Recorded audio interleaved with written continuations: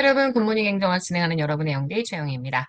자, 23년 지방직 구급 문제 5번에서 8번 한번 정리해 보도록 할게요. 다 잘 아시는 내용들인데 어제 봤었던 것들에 비해서는 조금 까다롭게 출제가 되었던 선지들입니다. 어저께 거는 조금 단순 선지였잖아요. 그거보다는 좀 읽어봐야 풀 수 있는 문제들이었는데 아마 지금은 다들 익숙해졌기 때문에 잘 풀지 않았을까라는 생각이 듭니다. 자, 가볼게요. 5번에 엘리트 이론과 다원주의 이론에 대한 설명이 나와 있죠. 고전적 엘리트 이론에서 엘리트들은 다른 계층에 대한 책임을 지지 않는다. 엘리트론의 기본 특징입니다. 엘리트들은 굉장히 폐쇄적인 자기들만의 그러한 집단들이기 때문에 다른 계층이 어떻게 생각하고 판단하는지 중요하지 않습니다. 오로지 자기 계층에 대한 이익을 위해서 활동을 하기 때문에 다른 계층에 대한 책임을 지지 않습니다. 밀즈와 헌터는 미국의 엘리트 이론을 연구했었던 학자들이고요. 밀즈는 지위 접근법이라는 것을 통해 그리고 지역 단위의 연구를 했었던 헌터는 명성 접근법이라는 연구를 통해 그래서 헌터와 밀즈의 연구법이 이름이 좀 다르죠. 그래서 전국 단위의 연구를 했었던 게 밀즈, 그다음 지역 단위의 연구를 했던 게 헌터입니다. 그래서 엘리트 분석했을 때 지위 접근법을 사용해서 분석을 했습니다. 틀렸고요. 달은 권력이 분산되어 있다고 보죠. 권력이 한 사람이나 하나의 집단에게 집중되어 있지 않고요. 다양한 이익 집단들에 의해서 지금 권력이 분산되어 있다라고 생각하고 있기 때문에 권력이 분산되어 있음을 전제로 다원주의 이론을 전개했습니다. 바우라와 바라츠는 시널리티론 주장했던 학자들이죠. 무의사 결정론 주장했습니다. 달의 연구를 비판하며 무의사 결정이라는 지배계급의 뭔가 기득권에 도전하는 그러한 의사결정이 일어날 때 무의사결정을 한다고 얘기를 하죠. 그래서 무의사결정의 의지를 설정하는 과정뿐만이 아니라 정책을 진행하는 모든 과정 전반에서 발생할 수 있다고 주장하기 때문에 맞는 선지입니다. 문제의 정답이 되는 틀린 선지는 2번입니다. 6번입니다. 예산 불성립에 따른 예산 종류에 대한 설명으로 옳지 않은 것. 우리가 준예산 보통 쓰고 있죠. 준예산은 전년도 예산을 기준으로 예산을 편성해서 운영하는 제도고요. 가예산 잠정예산과는 달리 국회의 의결 절차를 따로 요구하지는 않습니다. 현재 우리나라가 선택하고 있는 제도가 준예산 제도고요. 가예산은 1개월분의 예산을 국회의 의결을 받아서 집행하는 겁니다. 우리나라 1공화국 시절에 운영을 했었기 때문에 운영한 경험이 있다. 맞는 선지가 되고요.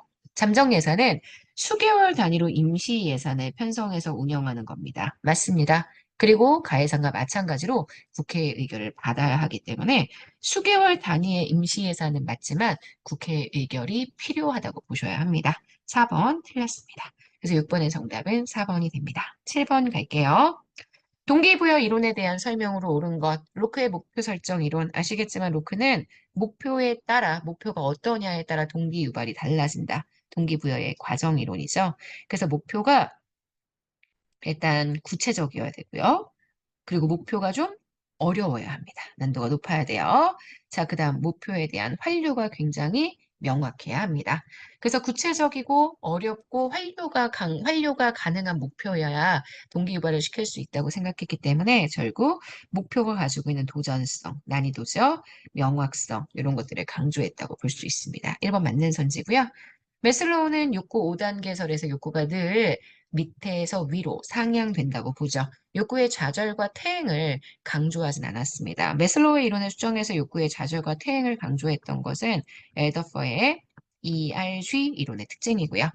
헤크만과 올드햄은 직무 특성 이론에서 직무가 가지고 있는 특성들, 직무의 정체성이라든지 우리가 알고 있는 환류라든지 자율성 이런 것들이 동기부여의 핵심이라고 생각했고요. 유의성, 수단성, 기대감 요거는 VIE, 블룸의 기대 이론의 내용으로 봐줘야 되겠죠. 그래서 3번 X가 됩니다. 4번입니다.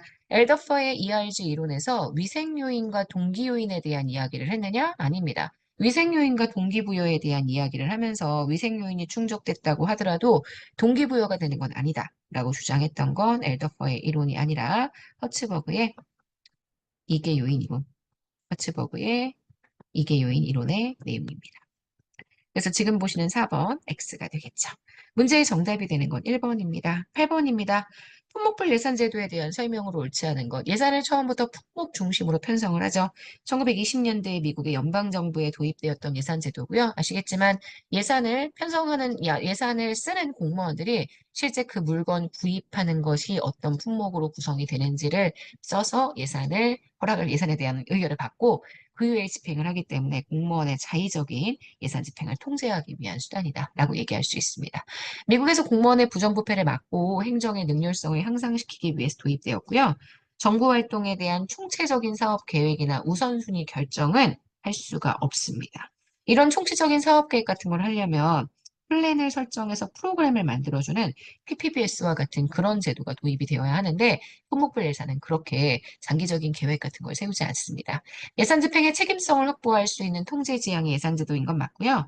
특정 사업의 지출의 성과가 어떻게 나타나는지 성과에 대한 뭔가 단위를 설정하고 성과를 측정하는 이런 과정들을 할 수가 없습니다. 그래서 파악하기 어렵다라고 볼 수가 있을 거예요. 그래서 문제의 정답이 되는 현재 틀린 선지는 2번이 됩니다.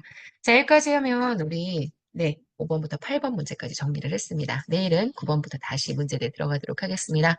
여러분 오늘 하루 정말 여러분 거고요. 저희는 내일 아침에 만날게요. 여러분 안녕.